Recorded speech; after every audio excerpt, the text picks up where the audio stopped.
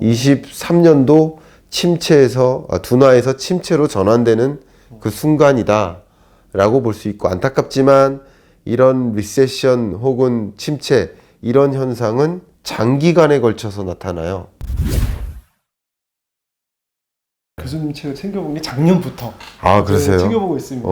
근데 사실 이 경제 전망서라고 하는 게 일반 대중들한테는 약간 어려운 측면이 있는데 교수님 책은 좀 쉽게 잘 읽혀서 계속 보게 되더라고요. 네, 감사합니다. 경제 전망서를 계속 쓰시는 입장에서 일반 대중들이 그래도 이거를 어떤 식으로 참고해서 쓰시라라고 하는 그런 가이드가 있을까요?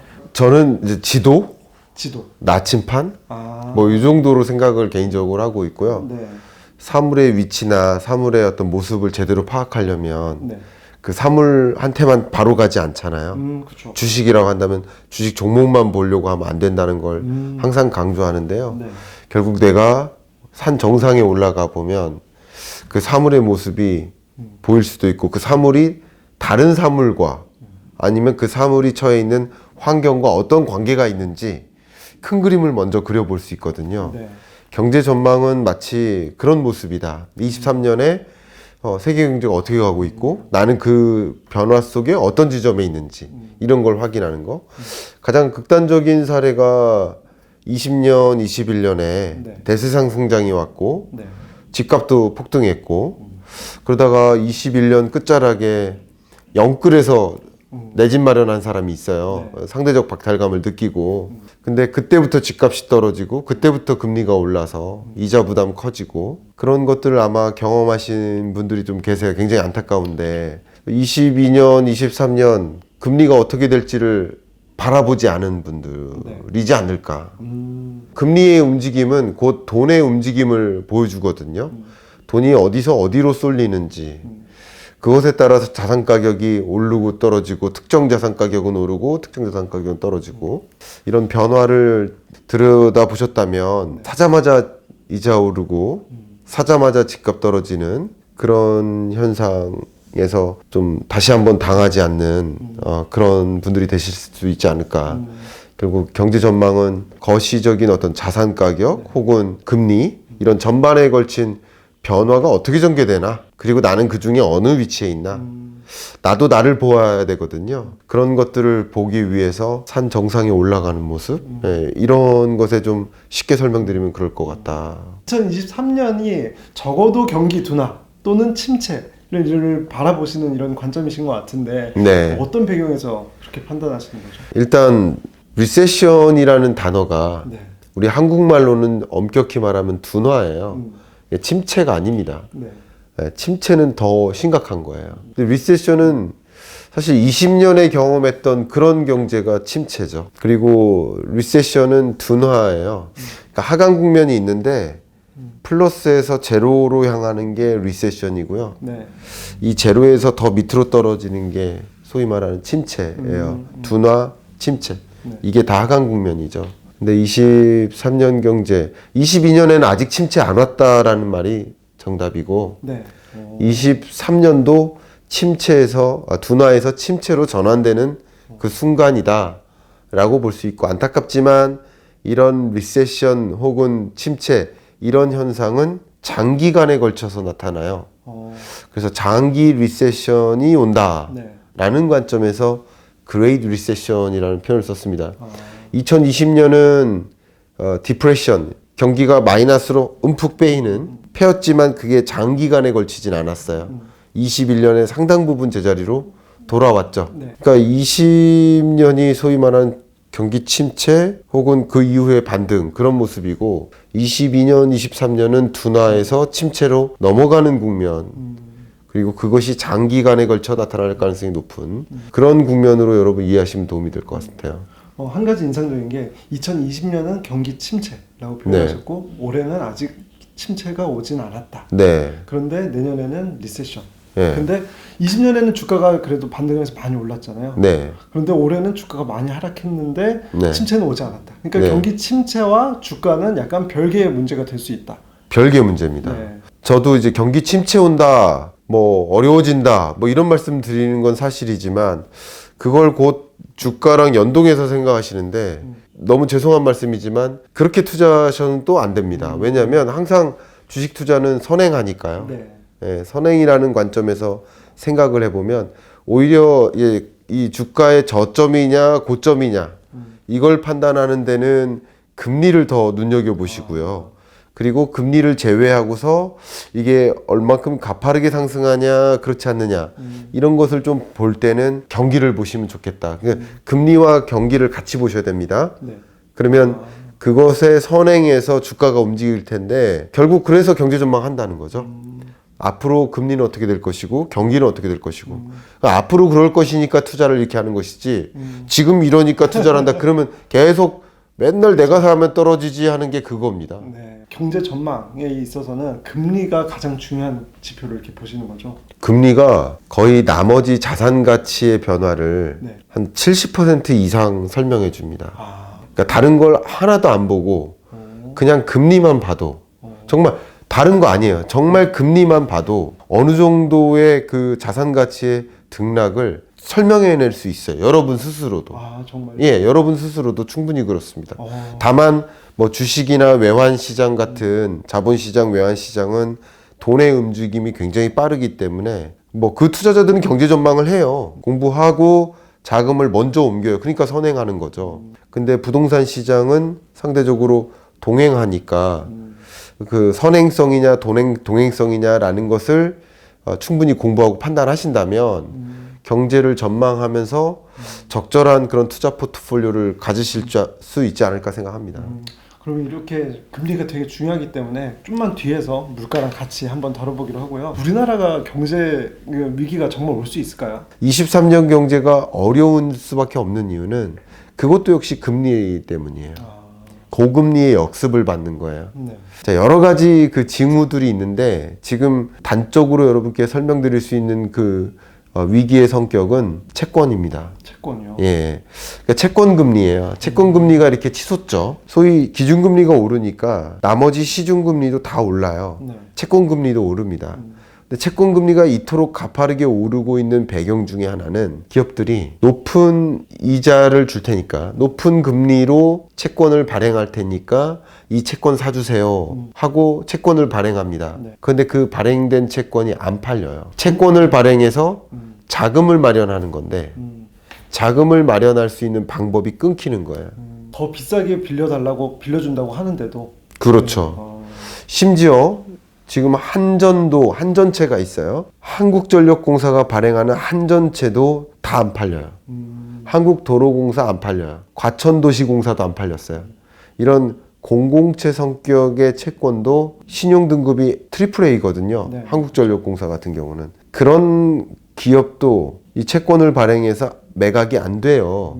그러니까 자금 마련이 다 안 된다는 뜻이에요. 하물며 일반 민간 기업들은 회사채 발행을 못하고 있는 입장이에요. 또 여러 가지가 있는데 회사채를 발행해봤자 안 팔릴 거니까 자금 마련이 어려울 거니까 차라리 발행하지 말자도 있습니다. 왜냐하면 채권을 발행했는데 미매각된 채권이 있어요. 그러면 투자자들이 봤을 때 이 기업은 삼성전자가 예를 들어서 채권을 발행했는데 미매각이 됐어. 뭐 SK 하이닉스가 만약에 미매각이 됐어. 그런 사인이 돌면 주가에 또 영향을 미쳐요. 그렇기 때문에 채권을 쉽게 발행할 수 있는 게 아니에요. 그런데 22년 1월부터 9월까지의 미매각률을 쭉 확인할 수 있는데 네. 3분기, 그러니까 7, 8, 9월 미매각률이 14%예요. 그 수치가 높은 건가요? 그게 얼마나 높은 거냐면 네. 21년 3분기 미매각률이 0.1%입니다. 작년 3분기에는 0.1%만 미매각됐는데 쉽게 말하면 발행하는 웬만한 채권은 다 매각이 이루어져서 자금을 마련할 수 있었는데 근데 지금은 금리를 아무리 높게 잡아도 지금 14%나 미매각되고 있고 더 중요한 것은 이제 7, 8, 9월 중에 갈수록 문제라는 건데 9월달 미매각률이 20.1%예요. 더 올라가고 있다. 그렇죠. 그럼 7, 8월은 14%가 중간이라고 그냥 생각해 본다면 7월, 8월, 9월 가파르게 미매각률이 또 오르고 있어요. 근데 여기에는 레고랜드 사태가 반영된 게 아니에요. 그거 10월이잖아요. 이슈가. 레고랜드 사태로 더 막 얼어붙은 게 10월이잖아요. 그러니까 9월까지의 통계밖에 안 나왔습니다. 아직까지는. 그 통계를 가지고 말씀드렸는데 10월에는 더 안 좋을 가능성이 높겠고 안타깝지만 그럼 더 중요한 게 11월부터 만기가 도래되는 채권들이 줄줄이 남아 있습니다. 특히 23년의 채권이 문제인데 경기 침체는 왜 오는지 이렇게 설명드릴게요. 23년에 상반기 중에 도래하는 그 회사채 만기 규모가 대략 54조 원이에요. 근데 이 만기가 도래하면 기업들은 새로운 채권을 발행해서 만기가 도래한 채권을 갚는 방식이에요. 사람으로 치면 돌려막기. 예, 예. 근데 기업은 경영 방식이 원래 그래요. 자기 자본과 타인 자본이 있잖아요. 채권은 타인 자본이니까. 이렇게 채권 만기가 도래했을 때 새로 발행해서 그걸 갚는 방식. 그게 소위 말하는 재무 전략이에요. 근데 지금 말씀드렸듯이 만기가 도래하는 채권이 쭉 쌓여 있는데 채권을 발행할 수 있다 없다? 없다. 그러면 기업들은 둘 중에 하나를 선택해야 돼요. 안 갚는 거. 그럼 부도죠. 그다음 갚는 거. 뭘까요? 자산 매각이에요. 이거 심각한 겁니다. 다른 말로 표현해 본다면 이 기업들이 여러 사업 영역 중에 가장 안 좋은 사업 영역을 정리하는 수순을 가져가요. 그 안 좋은 사업 영역의 기준은 뭘까요? 그렇죠. 수익률이에요, 수익률. 그 수익률이 뭐가 안 되면 정리할 가능성이 높을까요? 채권 금리죠. 왜냐면 이게 기회비용인 거예요. 제가 22년 전망서 보셨다고 했으니까 말씀드린다면 22년 한 해 끝자락이 오기 전까지는 현금 보유하라, 주식 투자하지 마셔라 라고 그렇게 제안해 드렸었던 이유가 금리 때문이에요. 금리가 이렇게 높아져 버리면 그냥 다른 거 다 떠나서 뭐 자산 가치나 이런 건 제가 설명을 나중에 미룰게요. 다 떠나서 금리, 은행에 저축했을 때 금리가 5%다. 그러면 주식 투자했을 때 5%를 못 벌면 하면 안 된다는 뜻이에요. 기준이 그거예요. 아무것도 안 하고 저축해도 5%를 준다 그러면 그 돈을 왜 주식 투자하냐 이거죠. 근데 5% 이상 벌 수 있다면 몰라요. 근데 만약에 주식 투자해서 5% 벌었다. 그제부터 0% 번 거예요. 그래서 일단 주식 투자가 긍정적이지 않다라고 말씀드렸던 거예요. 22년 한 해는. 자, 그런데 기업의 의사결정도 마찬가지예요. 채권 금리가 예를 들어서 10%다. 그럼 10%로 채권을 발행해서 자금을 마련해서 그걸 가지고 사업을 운영하는 것인데 그럼 10% 수익률이 안 된다. 차량용 반도체가 수익률이 5에서 10% 정도밖에 안 돼요. 그러니까 그런 여러 번 사업들이 뭐 10%, 5%가 안 된다. 그러면 1순위 정리 대상이죠. 그러면 그런 사업들을 정리하면 어떻게 될까요? 그다음 그러면 중소기업들이 그 해당 사업이 전체 매출에서 절대적인 비중을 차지하니까 납품하는 업체. 그렇죠. 공급은 우리나라 이 밸류체인 자체가 소기업, 중기업, 중견기업 이게 이 벤더사예요. 대기업의 벤더사가 중견기업이고 중견기업의 벤더사가 중기업이고 뭐 이렇습니다. 이런 구조화에 있기 때문에 이 대기업들이 어떤 특정 산업을 구조조정하는 과정에서는 산업재편이 일어나는 거죠. 구조조정이 그게 경기 침체로 오는 거고요. 22년에는 아직 안 왔다는 이야기가 그겁니다. 아직 채권 문제가 발생할 가능성이 높아졌다는 것이지 이게 지금 22년 연내에 채권 만기가 도래하거나 못 갚거나 이런 일이 아니에요. 그런 일은 23년이고 그러면 설비 투자를 줄이고 신규 사업을 줄이고 그게 기업들의 선택인 것이고 그렇게 기업들이 선택하다 보면 뭐가 일어날까요? 고용 침체가 와요. 고용은 경기 후행적 변수니까 항상 그렇습니다. 고용은 나중에 문제가 촉발되는 거예요. 적어도 희망퇴직 그 권고받고 뭐 기간이 있잖아요. 적어도. 그러니까 이런 사업 규모를 줄이고자 의사결정 내리고 그러다면 고용과 관련된 의사결정도 합니다. 근데 막 하는 경우도 있죠. 그거는 실리콘밸리에 있는 기업들. 그런 기업들은 좋은 표현으로 노동시장이 유연하다고 하잖아요. 우리나라는 유연하지 않다. 경직적이다고 했잖아요. 이럴 때는 유연한 고용시장이 나쁜 거죠. 근로자 입장에서. 근로자. 마크 저커버그가 메타, 과거의 페이스북, 메타 전체 고용 인력의 13%를 감축하기로 결정했습니다. 그게 그런 거예요. 애플이 아이폰 14 증산 계획을 철회하죠. 이런 게 다 그런 것들이에요. 지금 이런 현상들이 세계적으로 나타나는 거예요. 글로벌 인플레이션 시대가 왔고 글로벌 긴축의 시대가 온 거예요. 그런 국면에서 금리와 면밀하게 민감하게 반응하신 것이 일단 기업입니다. 그래서 기업들이 이렇게 움직일 수밖에 없어요. 이런 사업 괜찮을 줄 알았는데 근데 금리가 이렇게 높아져 버리니까 자금 마련이 어려운 걸 돈맥경화라고도 표현하잖아요. 네. 그런 돈맥경화 현상이 나타나고 그런 과정에서 기업들은 할 수 있는 선택이 자산을 매각하거나 기존의 사업들을 정리하거나 그럼 그것도 매각이죠. 네. M&A 딜 시장에 파는 거예요. 이 사업을 정리하거나 투자를 축소하거나 그런 대대적인 일들이 일어나는 거죠.